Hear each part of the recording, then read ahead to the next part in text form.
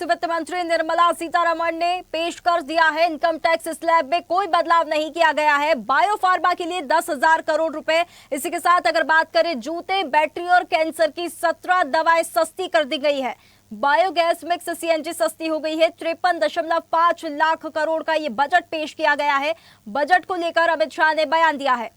उन्होंने बयान देते हुए कहा कि सभी के सपनों को शक्ति देने वाला है ये बजट। हर नागरिक को सशक्त बनाने का ये ब्लूप्रिंट है। अगले 25 साल के रोड मैप को ये बजट दर्शाता है। विकसित भारत 2047 का बजट पेश है, जिसमें गरीब, युवा, अन्नदाता और महिलाओं पर विशेष फोकस किया गया। खास करके बजट की जो दिशा और लक्ष्य है, वो लक्ष्य भारत को सशक्त भारत की तरफ ले जाने का है, जिसमें आर्थिक ग्रोथ को बढ़ावा दिया गया है। सभी वर्गों के साथ जनता के कल्याणकारी योजनाओं पर विशेष ध्यान दिया गया है।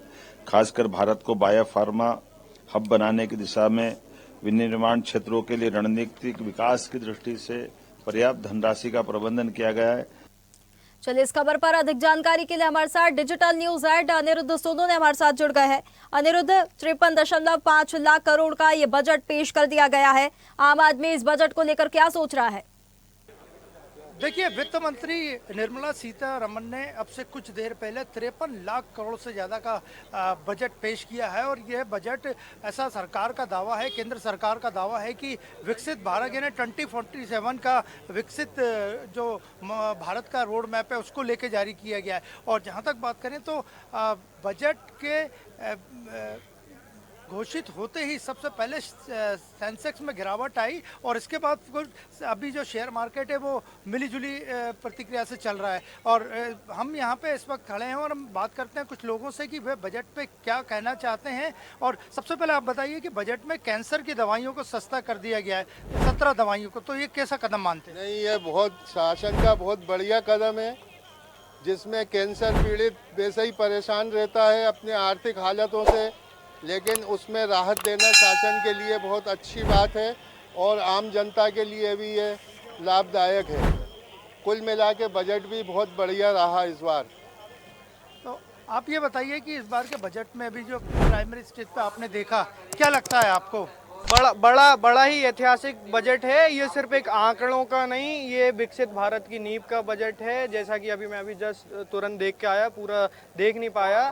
ये 16वें वित्त आयोग को करा, 41% पर स्टेट का शेयर है। नए इंफ्रा प्रोजेक्ट्स लाए गए हैं, एमएसएमई, स्टार्टअप, युवा, हर वर्ग को ध्यान रख के, किसी एक वर्ग विशेष, व्यक्ति विशेष को ध्यान में रख के, और ऐतिहासिक 5 ट्रिलियन इकोनॉमी की ओर अग्रसर करने वाला बजट है। अभी एमएसएमई में बहुत सारी योजनाएं ली, स्वास्थ्य में आई, कैंसर की दवाइयों को सस्ता करा, 7 नए रेल कॉरिडोर, इंफ्रा प्रोजेक्ट्स, अनेक बड़ा ही ऐतिहासिक। पूर्वी भारत में इंडस्ट्रियल कॉरिडोर बनाने की बात की जा रही है, तो क्या आपको लगता है कि पूरे भारत में सरकार, खासकर केंद्र सरकार, इंडस्ट्रियल डेवलपमेंट और ज्यादा बढ़ाना चाहती है? बिल्कुल। जिस तरीके आप बता रहे हैं, पूर्वी भारत में एक ट्रायल मॉडल देखा गया, उसके बाद पूरे भारत में इसको ऊपर उठाया जाएगा, करा जाएगा।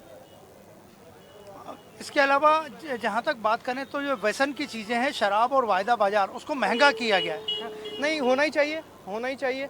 टैक्स पेयर का पैसा है, ज़्यादा टैक्स आएगा, सरकार अपना खर्चा निकालेगी, चीज़ें चलेंगी सूक्ष्म रूप से, अच्छे से, सही तरीके से। कुल मिला के इस बजट को आप किस रूप में देख रहे हैं? क्योंकि आज ये पहला मौका था जब संडे के दिन भारत के इतिहास में किसी सरकार ने बजट पेश किया। नहीं, 1 फरवरी को, जैसा कि कई सालों से एक प्रथा चली आ रही कि 1 फरवरी के दिन बजट पेश होता है, सही है। और जो ये बजट है, मैं सिर्फ यही कहूँगा, विकसित भारत की नींव है, 5 ट्रिलियन इकोनॉमी की ओर अग्रसर है। और सभी वर्गों का, चाहे महिला हों, युवा हों, पिछड़े हों, शोषित हों, दलित हों, वंचित हों, सामान्य हों, इकोनॉमिक वीकर हों, सभी वर्गों का ध्यान रख के बजट को लेकर आया गया। SC ST वर्ग के लिए भी बजट में घोषणा की गई है। हाँ, बहुत सारी नई पॉलिसियाँ अभी देखा नहीं है, अभी इसे विस्तृत रूप से देखेंगे तो इस पर चर्चा की जाएगी। विपक्ष बजट पे सवाल खड़े कर रहा है, विपक्ष का काम है।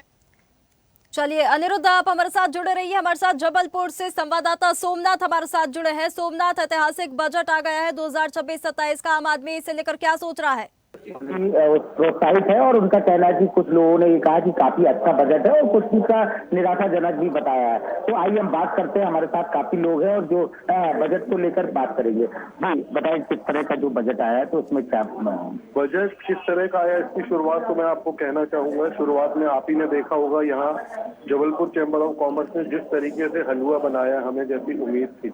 एक हलवा दिल्ली में बना, एक हलवा हमारे कढ़ाई सामने आपने देखा होगा। जिस हिसाब से बजट आता गया उसमें उसी हिसाब से हम लोगों ने ड्राई फ्रूट डालते गए हैं। ये मेन अगर एक लाइन। चलिए, हमारे साथ रायपुर से संवाददाता हिमांशु पटेल हमारे साथ जुड़े हैं। हिमांशु, ऐतिहासिक बजट 2026-27 वित्त मंत्री निर्मला सीतारमण ने पेश कर दिया है। अब टैक्स पेयर्स की अगर हम बात करें तो यहाँ पर इनकम टैक्स स्लैब में कोई बदलाव नहीं किया गया है, इसे लेकर आम आदमी क्या सोच रहा है?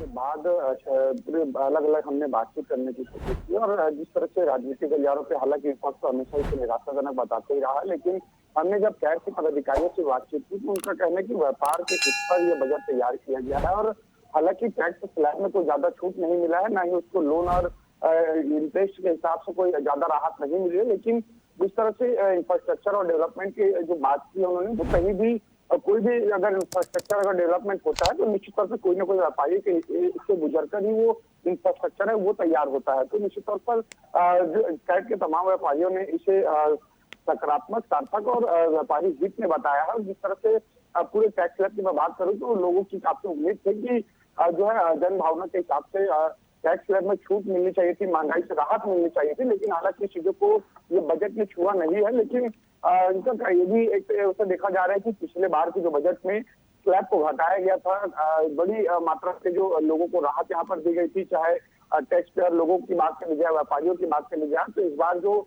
स्थिति है वो टैक्स पेयर को ज्यादा राहत तो नहीं मिली है। लेकिन जिस तरह से इंफ्रास्ट्रक्चर और डेवलपमेंट यानी 25 साल के हिसाब से जो डेवलपमेंट के हिसाब से जो बजट तैयार की गई है, यानी जिस तरह से छत्तीसगढ़ की बात करें तो विजन डॉक्यूमेंट 2047 के तर्ज पर जो काम चल रहा है उस हिसाब से यहाँ की बजट के खाका तैयार किया गया था। उसी हिसाब से देश की बजट भी है वो 2025 के हिसाब से पूरे 25 साल के हिसाब से तैयार की गई है। तो इंफ्रास्ट्रक्चर डेवलपमेंट और तमाम जो अलग अलग सेक्टर पे कैसे ज्यादा विकास की जा सके इस पर काम किया। तो व्यापारी तो एक तरह से बजट को लेकर खुश नजर आ रहे हैं कि बजट है उनके हित से उनसे जुड़ा हुआ बताया जा रहा है।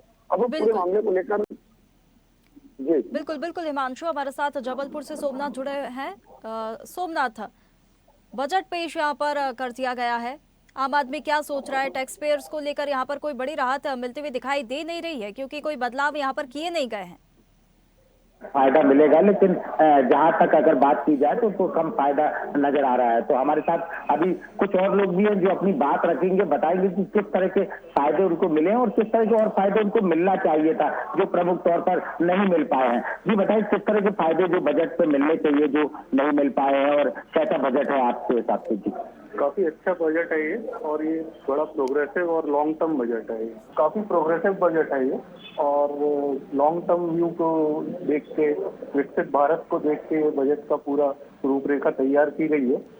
और इलेक्ट्रॉनिक मैन्युफैक्चरिंग पे और एक्सपोर्ट पे जो अभी EU के साथ हमारा FTA हुआ है उसको देख के काफी मतलब इसमें काम किया गया है बजट को। जैसे भी फाइनेंस मिनिस्ट्री में हलवा बना था वैसे ही हमारे जबलपुर चैम्बर ऑफ। ठीक है सोमनाथ, तो अगले 25 साल के रोड मैप को ये बजट दर्शाता है। मोदी सरकार के तीसरे कार्यकाल का ये तीसरा बजट है। वित्त मंत्री निर्मला सीतारमण ने लगातार अपना 9वां बजट 2026-27 का पेश किया है। इनकम टैक्स स्लैब में इसमें कोई बदलाव नहीं किया गया है। हालांकि आम आदमी को यहाँ पर काफ़ी ज़्यादा राहत मिलती नज़र नहीं आ रही है, लेकिन धीरे धीरे जैसे ही आम बजट आम आदमी तक पहुँच रहा है, लोगों की प्रतिक्रिया अब यहाँ पर सामने आ रही है। फिलहाल इस बुलेटिन में इतना ही। आप बने रहिए स्वदेश न्यूज़ के साथ, सबसे पहले देश। ताज़ा खबरों के लिए लाइक, फॉलो और यूट्यूब पर सब्सक्राइब कर बेल आइकन दबाएं। साथ ही हर अपडेट के लिए विजिट करें swedeshlive.com।